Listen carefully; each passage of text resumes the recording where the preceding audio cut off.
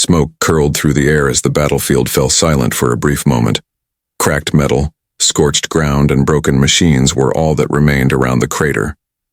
From the smoke walked a human, slowly, his hands bare, his armor scraped and torn by the last blast. He didn't look like a threat. He looked like a ghost from the past.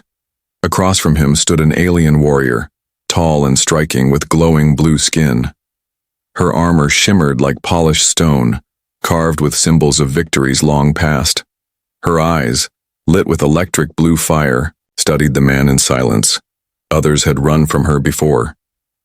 He didn't. They were not supposed to meet like this. The humans and the Zalari had signed a truce 5 years ago, but the ground told a different story now. A surprise attack had shattered the peace treaty. It wasn't just politics anymore. It was personal. She stepped forward, her boots crushing small metal shards underfoot. "You are not even armed," she whispered. Her voice was low, almost confused. Yet her stance was ready, her spear still dripping with heat from the last strike. The human looked into her glowing eyes without blinking. His hands were steady, but something in his gaze was deeper than calm. "Then why are your hands shaking?" he said, voice flat, but sure like a blade drawn slowly. Something in his words made her hesitate. For the first time in many cycles, she felt uncertain. He was not a soldier, at least not in the way she understood. He had no weapon, no shield, no backup. But he didn't fear her, and that unsettled her more than any army. The wind howled across the broken ridge behind them. Fire crackled from a fallen gunship in the distance. He turned his head for a second, scanning the horizon. Then, with no fear in his step, he walked closer. One pace, then another. She raised her spear in warning, but he didn't flinch. "I'm not here to fight you," he said. "Not unless you give me no choice." The words were calm but heavy, like they carried more than just meaning. They carried a promise. Years of war had made her trust no words, yet his voice struck something old inside her. She had heard stories of humans who didn't follow orders, who didn't fight like soldiers but like something else, something ancient, something dangerous. Behind her, a flash of movement caught her eye. Her squad was advancing, weapons raised. He noticed too, but didn't turn. "Call them off," he said softly, "or I'll have to show you why I came without a weapon." There was no boast in his voice, only fact. She stared at him, feeling heat rise in her chest. The silence between them cracked like ice under pressure. The glow in her hands flickered. Slightly. He hadn't touched a weapon, but the air around him was changing. Thickening. Tensing. Something had awakened. Not just in him, but in her too. She lowered her weapon slightly. "Who are you?" she asked. Not because she didn't, but because she feared she did. He gave no name. He only raised one hand, palm open. Not in surrender, but in challenge. His eyes never left hers, and in that moment something passed between them. Not fear, not hate, but something far older. Her squad hesitated when she didn't strike. The others behind her looked confused. Warriors were trained to kill first, then question, but their leader had stopped. Her spear was still raised, but it wasn't pointed anymore. He noticed their confusion, but stayed calm. His eyes scanned the terrain quietly. He wasn't worried about their numbers. He had fought in worse places. What mattered now was her decision. The squad leader turned slightly and gave a short signal with her hand. Her soldiers stopped moving. Their weapons stayed aimed, but they didn't fire. They trusted her command even when it didn't make sense. He walked closer now, just a few steps. She could see the cracks on his armor, the dried blood near his collar, and the burn on his left glove. Yet he stood like nothing could break him. "You speak our language," she said, fluently. Her voice had shifted. It wasn't sharp, now. It was curious, suspicious, but also intrigued. He nodded once. "I learned during the last war. Your people didn't expect humans to adapt so quickly. But we did. It's what we do best. We survive, then we change the rules of the game." Her eyes narrowed. The war had left scars on both sides. But this man didn't act like a soldier anymore. He spoke like something older, something that remembered too much. "You crossed the no-entry zone," she said firmly. "That's a declaration of war." Her tone returned to command. Her soldiers shifted behind her again. They were ready if she gave the order. "I didn't come to start a war," he replied. "But if one's already begun, then I came to end it." His voice didn't rise. It stayed quiet, steady like a mountain before a storm. She took a slow breath. The ground beneath them vibrated slightly. Maybe another bombing in the distance. Or maybe it was just the tension. Her fingers twitched around her spear's handle. The human didn't react to the noise. He tilted his head and asked, "How many more battles are you ready to lose?" His words were soft, but they landed like heavy stones. "I haven't lost any," she snapped. "My unit stands. My record is clean." Her pride spoke before her logic. She didn't realize until after the words left her mouth. He raised an eyebrow. "Then look around," he said. "Does this feel like victory to you?" His hand motioned to the burning wreckage, to the bodies, to the sky stained with smoke. She turned her head slightly. She didn't want to look, but she did. There were more bodies than she expected, not just humans, her own people too, all lying in the same dust. "This planet used to be green," he said. "Now it's gray, black, empty. We both did this, and we'll keep doing it if no one changes the script."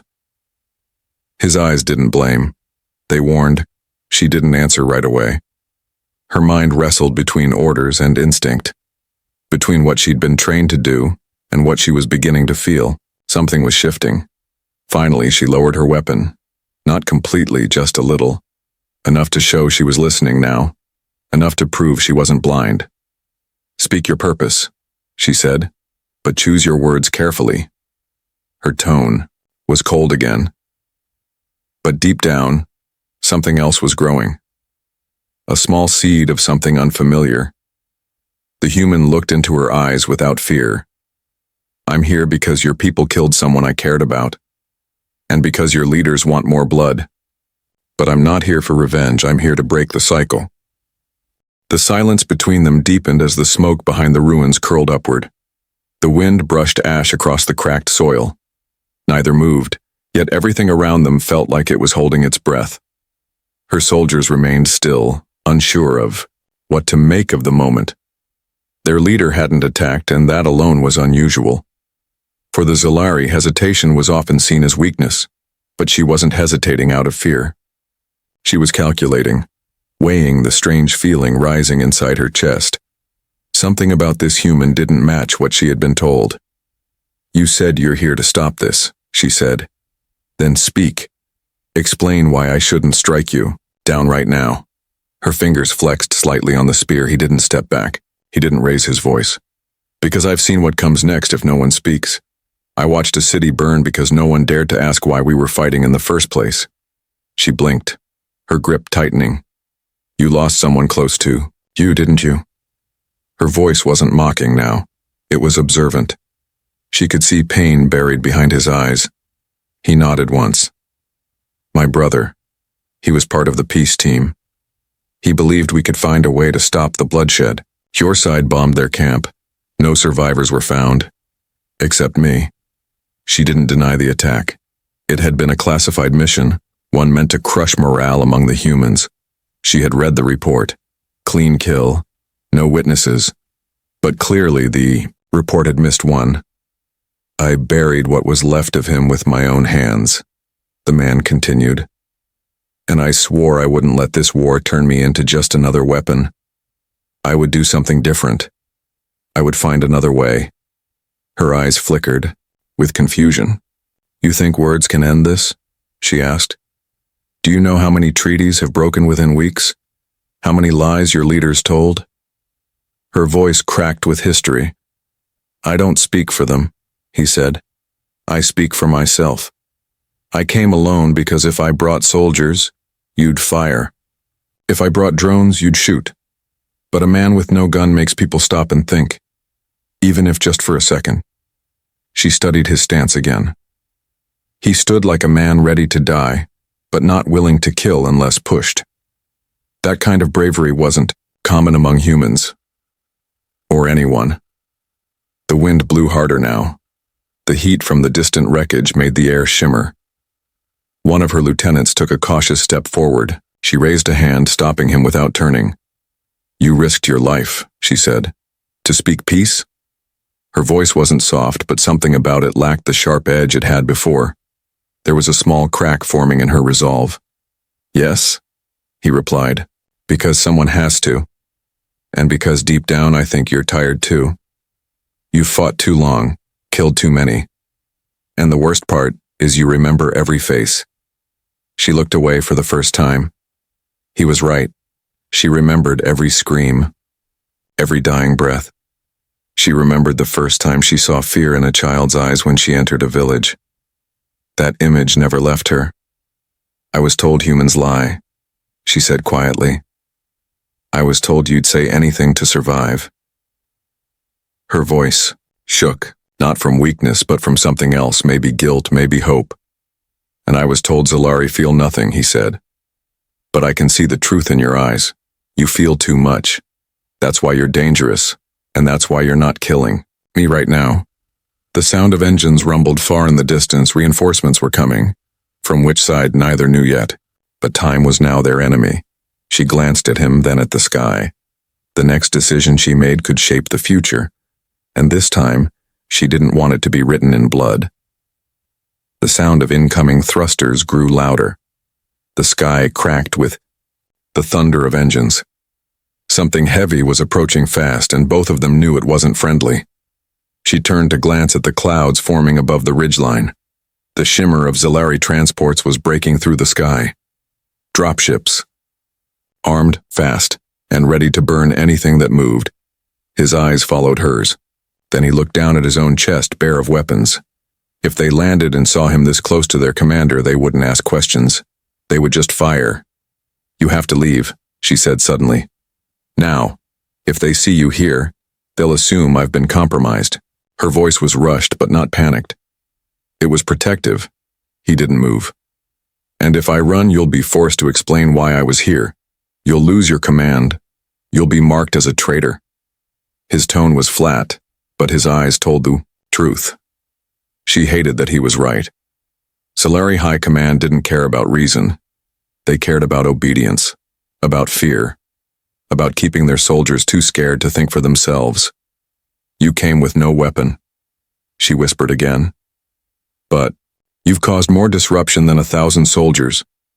Her words were filled with something between anger and awe. He stepped closer. "Because I didn't come to fight your war.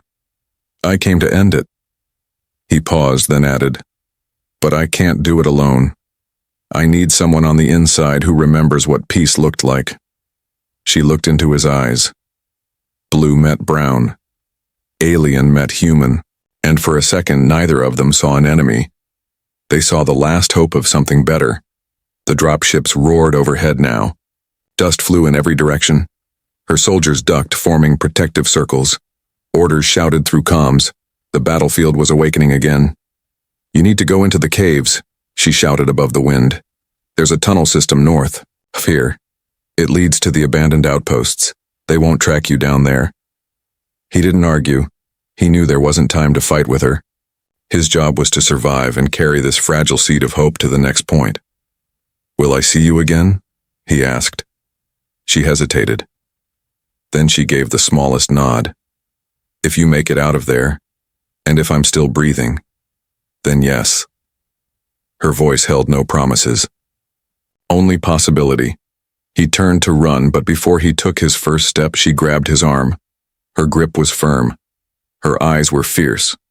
"Don't die in those tunnels," she said. "Your words will mean nothing if you vanish in the dark." He gave a single nod. Then he sprinted toward the north, moving fast, silent, and alone. The ground shook as the dropships landed behind him. Dust swallowed his shape. She stood tall as the dust cleared. Her soldiers ran to her side. Their faces were tense.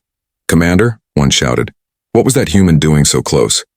The question hung like a sword in the air. She looked at them. Her eyes were calm now. "He was unarmed," she replied. "Just a lost survivor from the last battle. He posed no threat." Her voice held weight.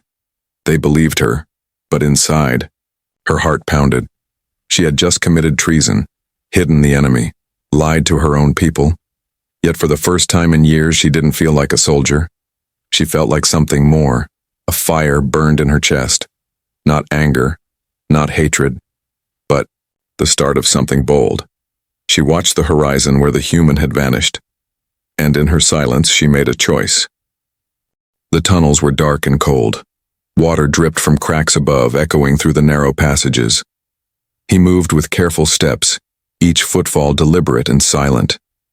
His fingers brushed the stone walls, tracing the ancient markings carved long before the war. These tunnels were once used for trade and peace. Now they were nothing but forgotten shadows. Every few steps he stopped and listened. He didn't trust the silence. It felt too perfect, like something watching from behind the walls. But still, he kept moving. His path curved downward into a larger chamber. Crates lay broken along the walls, old supplies, rusted tools. Even the air smelled of dust and memory. He paused beside a cracked helmet on the floor. It was Zalari design. The blue insignia faded, the visor smashed. Whoever wore it had likely never left this place. He crouched and searched through the boxes. Inside one, he found an old power cell still blinking dimly. He clipped it to his belt, unsure if it would help, but unwilling to leave it behind.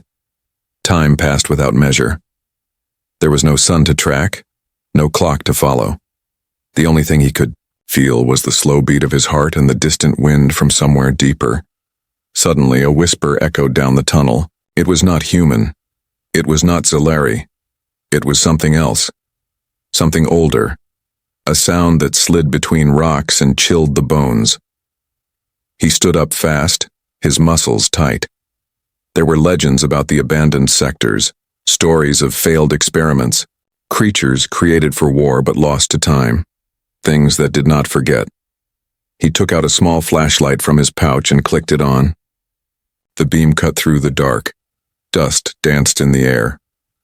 The sound had stopped, but the feeling hadn't. He moved again, faster now. His path took him deeper into twisting corridors. Each step was harder than the last. The air grew thicker, colder, more hostile. Then he saw it, a wall carved with strange writing. It wasn't Zalari or human. It pulsed faintly with blue light. Something buried within it felt alive. He approached it carefully. As he neared, the wall responded. A hum grew around him. His flashlight flickered. The power cell on his belt glowed for a second, then went still. He placed his hand on the wall. For a moment, nothing happened. Then the ground beneath him shifted. A platform lowered, taking him into the depths of the earth. He stayed quiet, alert. The walls around him lit up slowly. Glowing roots ran along the stone. This place was not built by any species he knew. It was ancient. It was waiting. The platform stopped. He stepped off into a chamber with tall pillars and soft glowing pools. In the center stood a single structure shaped like a seed. It was made of metal, but it breathed. He walked toward it, drawn by something he couldn't name. His hand reached out almost by instinct. When he touched it, the seed opened with a soft hiss. Inside was a small sphere pulsing with light. He picked it up. The moment his skin made contact, images flashed in his mind. Explosions, planets cracking, voices screaming, then silence, then peace. The device was not a weapon. It was a recorder, a witness to a war older than his people, a warning left behind by a species that had already destroyed themselves. He understood then what he had to do. This story needed to be told. This proof needed to be seen. The war wasn't just about two races. It was about avoiding the same mistake made long ago. He held the glowing sphere tightly as he stepped back from the strange machine. The light inside it moved like waves, pulsing with quiet energy. It felt alive, as if it knew it had been found. He sat near one of the glowing pools and stared at the sphere in his hands. The images it had shown him were not just memories, they were warnings, clear, brutal, and true. A great war had happened long before humans or Zalari had touched this world. Two ancient species had fought with weapons so powerful they tore their stars apart. Neither side won. In the end, both vanished. Their last act was to bury their memory deep underground, hoping someone would find it, hoping someone would choose better. He placed the sphere into a slot on his ARM console. It clicked, softly. The interface lit up with alien symbols. A voice began to speak in a language he didn't understand. Then it changed. The sphere was adapting. Soon the words were clear. This is the record of the Invalan. If you are hearing this, then you are standing on the bones of our failure. We were like you. Proud. Angry. Blind. We fought until there was nothing left. The voice continued, calm and slow. We left behind this message not to teach you how to win, but to help you see what you must not become. There is no victory in ashes, only silence. He sat there quietly. Even the air seemed to listen. His heart beat slower. This wasn't just history, it was a mirror, a reflection of where his people were headed if nothing changed. He stood up and looked around the glowing chamber. There were more symbols, more carvings. Everything here was built to last, not to destroy, but to warn. He knew now that this message had to reach both sides, Zalari and human, not as a threat, not as a weapon, but as the last cry of a people who had already died from the same disease of war. He packed the sphere carefully and retraced his steps. The tunnels no longer felt like a trap. They felt like a path back to the surface and maybe to something new. Far above him, the Zalari commander stood before her officers. The moment he had vanished into the rocks, questions began to rise. Not all of them believed her story. She had lied for the first time in her life, not because she was weak, but because for the first time she saw strength in something other than killing, and that shook her more than any battle. One of her top warriors approached her. "Commander, should we pursue the human?" he asked. "He may still be close. We can send drones." She stared into the mountains where he had disappeared. Her mind was torn. Her heart beat heavy. If she ordered a search, he would die. If she didn't, her loyalty would be questioned. "No," she said firmly. "He's no threat. He's unarmed and injured. Let him vanish. There are more urgent matters to handle here." Her officer nodded and left. But others were still watching. She could feel it in their stares. She was breaking rules, quietly, but it was only a matter of time before someone called her out. That night, she stood alone, at the edge of the ridge. The stars above were cold and silent. Her fingers touched the mark on her armor where his hand had brushed against it. It still felt warm. She didn't know what future awaited her, but she knew she had made a choice. A human had spoken to her, without a weapon, and somehow it had left the deepest wound. The human emerged from the tunnel just before dawn. His face was pale from the cold below and dust clung to every part of him. But in his hands, he held the sphere like a treasure meant to save the stars. The mountains around him were quiet. Only the wind moved between the rocks. He checked his signal device and sent out a coded ping to the nearest neutral relay. He didn't know if it would reach anyone, but he had to try. He had to get the message out. The sphere was more than a recording. It was proof that the path of war always ended in silence. He began to move down the slope, staying low between ridges. The path ahead was full of danger, but so was the path behind. His only hope was reaching someone who still believed peace was worth the risk. Far from him, deep inside the Zalari base, the commander stood before a tribunal of her own kind. The higher officers had arrived early, suspicious of her decisions and delays. One of them stepped forward.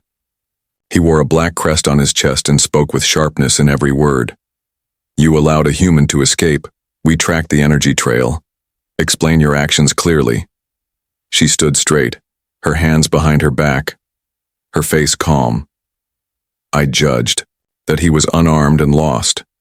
He posed no strategic threat. Engaging would have wasted resources. The officers exchanged glances. They were not satisfied. She knew it. Her words were logical, but not convincing. Truth always left a shadow that logic could not erase. A younger officer stepped up. "Permission to search the tunnels, Commander?" he asked. His tone was respectful, but his eyes said something else. He was waiting for her to falter. She nodded, slowly. "Granted, but send only scouts. The caves are unstable. A full squad may trigger collapse. We do not need another loss on record." The officer saluted and left. She remained still, but inside her heart beat faster. Time was running out. She needed to act before her secret was uncovered. On the human side of the war zone, a small command outpost picked up his distress signal. A tech officer quickly routed it to the high table. The signal included data from the sphere. The moment it reached command, everything changed. Scientists were pulled from their quarters. Analysts were brought in. No one had seen this language before, but the message was clear. A top human officer, gray-haired and scarred, studied the footage. He leaned forward slowly as the alien voice spoke through the translator. His jaw clenched as the warning echoed. "This is what we're becoming," he whispered. "We're following the same path. We thought we were better, but we're not. Not yet." He ordered immediate clearance for the human carrier who sent the message. "Find him. Protect him. That data is more important than any battle we're planning." The soldier with the sphere was still moving when the scout drones found him. Two hovered above, scanning him carefully. He didn't run. He simply raised his hand with the device glowing softly in his grip. One of the drones flashed green. A human voice came through its speaker. "We're here to bring you in. Orders from top command. Stay where you are." He breathed out slowly and nodded. At last, someone was listening, but he knew this was only half the fight. The other side needed to hear it too. Somewhere far behind him, the Zalari commander stepped into her private chamber. She activated her encrypted link and opened a channel never used before. Then in silence, she began to transmit. The transmission from the Zalari commander moved through encrypted lines like a whisper in the dark. It reached no official channels, no high command. Instead, it found its way to an old neutral satellite, left from the first peace treaty. From there, it bounced to hidden receivers buried deep in the old war zone. The signal was short but powerful. It held her voice, her face, and most of all, her confession. "I met a human," she said calmly. "He came without weapons, without an army, and he spoke peace. I believed him. That is my truth. Do with it what you must." She ended the message and sat in silence. Her hands were still, her mind calm. She had just risked her life, her rank, and her future, but she had done it without regret. At the same time, the human who carried the ancient warning sat in a secure room, surrounded by commanders and scientists. The sphere floated in a field of light, projecting symbols none could read but all could understand. The message played again. A quiet voice from a race long gone. "We destroyed ourselves because we could not let go of pride. We believed war made us strong. It only made us extinct." One general stood up. "We must act now. We must send this to the Zalari. No more walls. No more fire. If they reject it, we will defend ourselves. But we must offer it first." The human who brought the message shook his head. "Not from you," he said. "Not from me. From both of us. Together. That's the only way this will work." Back on the Zalari side, unrest was building. Soldiers had started to question orders. Whispers moved like wind through the barracks. Some spoke of the human. Others spoke of their commander's silence. Then the video was leaked. No one knew how. Maybe the satellite. Maybe one of her own officers. But it spread faster than anyone could stop. And once it reached the ground forces, something changed. For the first time, many Zalari paused. They watched their leader speak with truth in her eyes. They saw a human unarmed, standing, not begging, not attacking, just speaking. The The battlefield that was planned for the next day remained quiet. Units arrived but didn't fire. Scouts flew, but didn't report kills. Both sides stood staring across the scarred valley. Then came the signal. A joint message. From both commanders. One human, one Zalari. Speaking at the same time, the ancient voice played behind them, a ghost reminding them what was at stake. If we choose fire, we vanish, the message said. If we choose to listen, there is still time. Let this world be more than a graveyard. Let it begin again. HFY Valley remained silent for a long time. Birds flew where drones once roared. Wind moved where missiles once fell. And finally, one soldier on each side laid down their weapon. More followed, one by one, slowly, carefully. The ground between the armies began to clear, and in that space, two figures walked forward, the human and the commander. They met in the center of the valley. No guards, no guns, only eyes locked in memory. They said nothing. They didn't need to. Their actions had already spoken. A new treaty was written not in ink but in silence, in choices, in voices once ignored. It was fragile, but it was real. And for the first time in many years, both sides exhaled. The war didn't end in fire. It ended in a whisper. The same whisper that once asked, "Why are your hands shaking?" Now it asked a new question. What will we build from peace?